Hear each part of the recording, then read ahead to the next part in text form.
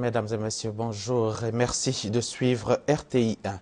Les résultats d'admissibilité au BTS, le brevet de technicien supérieur, session 2014, sont disponibles depuis hier lundi. Et puis, sachez que le recrutement à la maternelle et au CP1 pour l'année scolaire 2014-2015 débutera ce mardi 2 septembre dès 7h30 et prendra fin le vendredi 12 septembre dans toutes les écoles publiques de Côte d'Ivoire. C'est aussi ce matin que se tiendra la réunion de rentrée 2014-2015.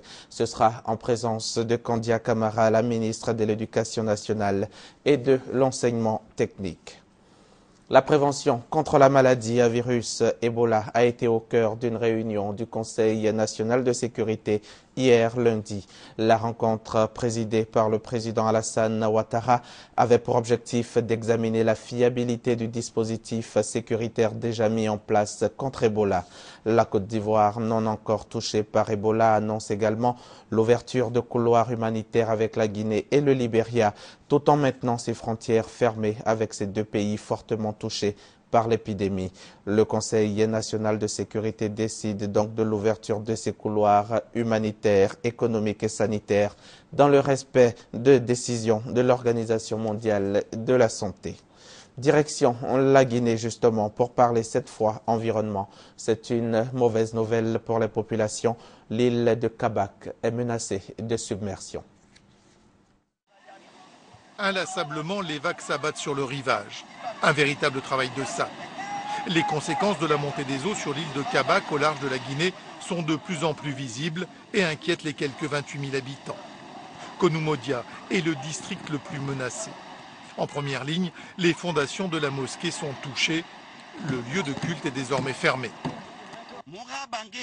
Nos maisons sont détruites ici, à Kabac, Konoumodia. Nos écoles, là où nos enfants étudient, sont détruites.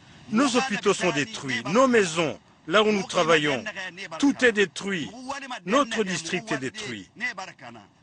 Les vieilles digues sont à l'abandon. L'eau s'insinue partout. Les habitations sont rongées par la mer. Les champs aussi. Le grenier aride de la Guinée prend l'eau. Et les moyens de défense des populations sont dérisoires. Quelques pelletées de terre, des barrages de fortune. Les grandes vagues qui sont venues ont envahi tous nos champs. Notre riz est sous l'eau actuellement. Nous mettons ces barrières pour essayer de les protéger. Mais le riz est sous l'eau. Les prochaines récoltes sont une nouvelle fois compromises. Pour pallier le manque à gagner, les femmes se tournent vers la pêche au panier, une activité épuisante. Nos maris n'ont plus d'activité, alors maintenant, nous pratiquons la pêche. Nous attrapons de petits poissons que nous revendons chaque vendredi. Nous les échangeons aussi contre du riz pour nourrir nos familles. Même le récent pont reliant une partie de l'île au reste de la préfecture est menacé par les eaux de l'océan et rien n'est fait. Le projet de construire des digues est à l'abandon, faute de financement. Les populations se tournent vers le gouvernement pour demander de l'aide. Rendons-nous maintenant au Cameroun où plusieurs familles ont été autorisées à se réinstaller autour du lac Nyos qui avait explosé une nuit du mois d'août en 1986. Je rappelle que le lac Nyos est un lac de cratère, l'un des 3 explosifs dans le monde. C'est une cérémonie brève, mais de haute importance. Pour la première fois, les autorités camerounaises délimitent le périmètre de sécurité autour du lac Nyos. Entre le lac et les premières habitations, la distance est désormais de 2 km.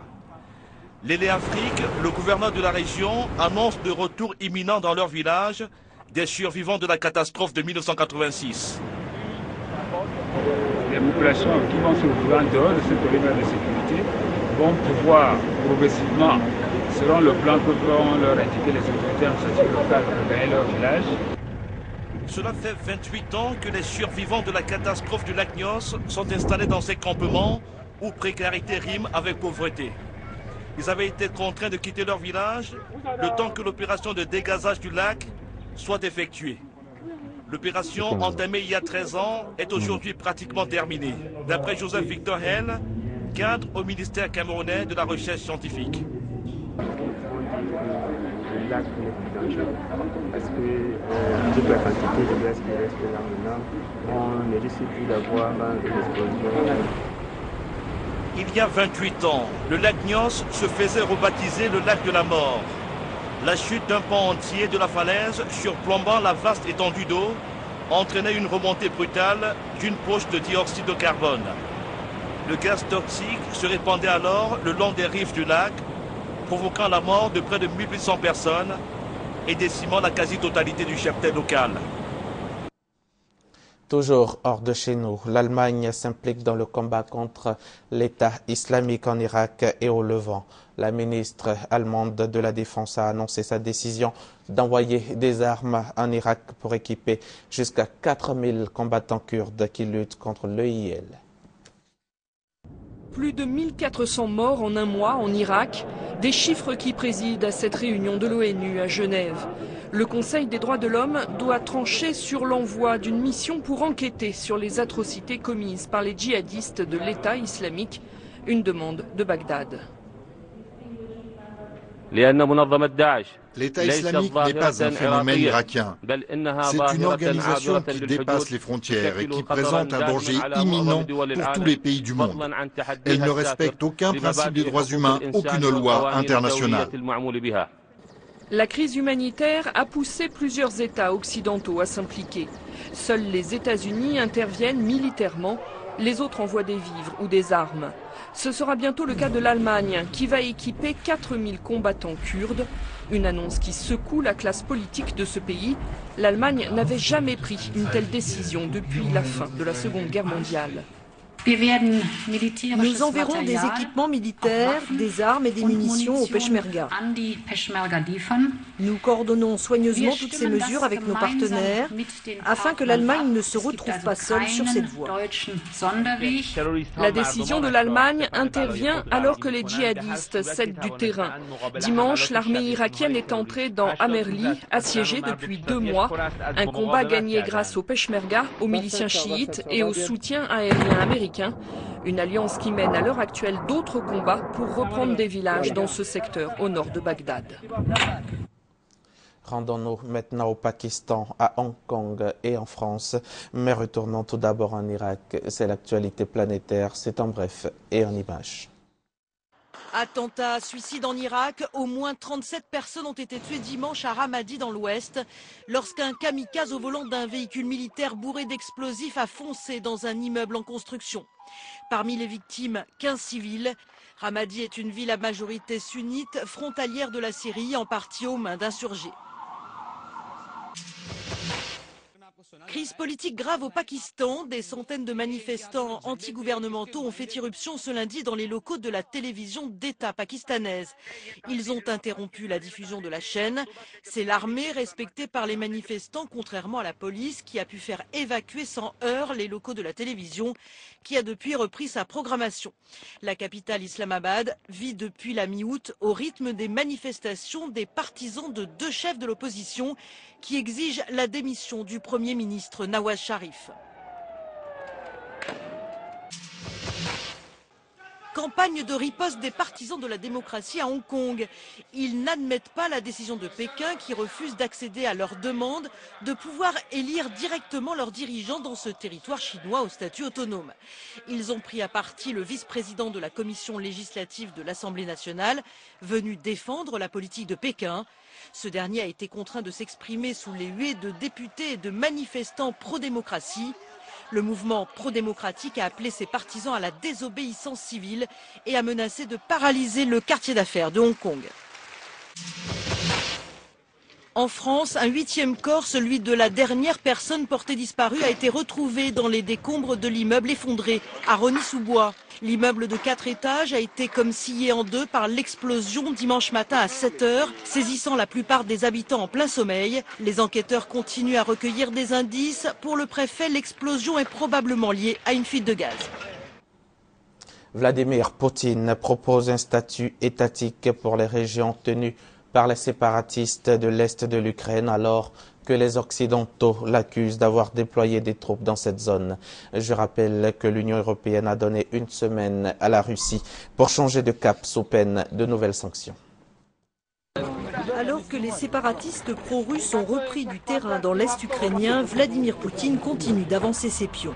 L'homme fort de la Russie, qui prônait jusque-là une fédéralisation des régions de Donetsk et Lugansk, a évoqué pour la première fois l'idée d'un statut étatique dans une interview diffusée dimanche. Nous devons commencer immédiatement des discussions substantielles sur les questions touchant à l'organisation politique de la société et à un statut étatique pour le sud-est de l'Ukraine, afin de protéger les intérêts légitimes des personnes qui y vivent. Ballon d'essai ou non, le porte-parole du Kremlin s'est empressé d'affirmer que le président n'avait jamais parlé d'un État indépendant pour l'Est ukrainien. Vladimir Poutine a également réagi lundi aux menaces européennes de nouvelles sanctions. Conjuguées au combat, celles-ci pèsent de plus en plus sur les marchés financiers russes. Il a appelé les Européens au bon sens. Dans le même temps, Sergueï Lavrov répondait à Kiev, qui accuse son pays d'agression directe et ouverte. Il n'y aura pas d'intervention militaire. Nous sommes uniquement pour un règlement pacifique de cette grave crise, de cette tragédie. Sergueï Lavrov estime qu'un cessez-le-feu immédiat et sans conditions préalables devrait être le premier sujet de discussion du groupe de contact qui réunissait lundi à Minsk des représentants de Kiev, de la Russie, de l'OSCE, l'Organisation pour la sécurité et la coopération en Europe, ainsi que quelques séparatistes pro-russes. Retour en Côte d'Ivoire. Clap Ivoire, le festival de cinéma pour les jeunes réalisateurs africains démarre aujourd'hui mardi à Abidjan et les participants viennent des pays de la CEDEAO et d'autres pays du continent. Le commissariat général est à pied d'œuvre pour faire de cette 14e édition un véritable succès. Les précisions avec Serge Collier. Plus que quelques heures avant le démarrage officiel de Clap Ivoire 2014, la crème des jeunes réalisateurs de la CEDEAO, la communauté économique des États de l'Afrique de l'Ouest, se retrouve à Abidjan pour ce festival de courts-métrages dont les objectifs restent inchangés après 13 éditions. Fidèle donc à sa tradition, l'ONACCI, l'Office national du cinéma de Côte d'Ivoire, entend promouvoir les métiers du cinéma et de l'audiovisuel et accompagner les valeurs naissantes du cinéma africain vers une professionnalisation du 7e art sur le continent. Nous déplorons malheureusement, compte tenu de la pandémie qui sévit en Afrique de l'Ouest, l'absence de quelques pays invités, notamment la Guinée, la Sierra Leone et le Libéria qui ne seront pas avec nous, mais tous les autres seront là.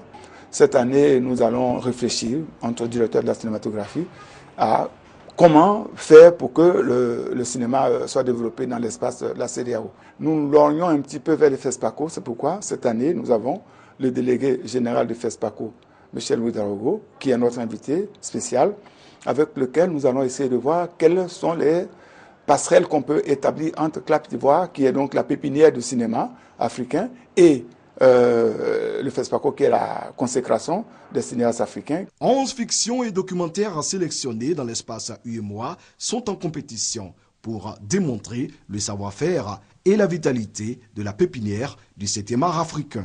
Nous avons des films en compétition et notre objectif c'est de remporter les meilleurs prix du festival. Je prends part au festival Clap Ivoire dans le cadre du projet l'Afrique au féminin. Clap Ivoire est une véritable chance pour les réalisateurs africains.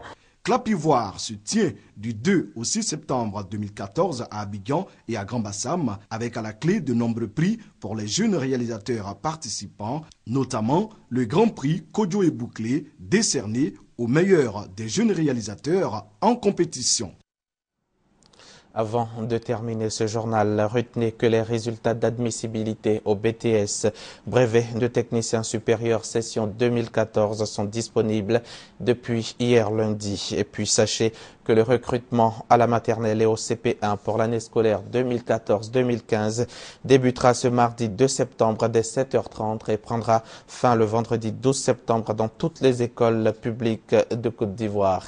C'est aussi ce matin que se tiendra la réunion de rentrée 2014-2015. Ce sera en présence de Kandia Camara, la ministre de l'Éducation nationale et de l'enseignement technique.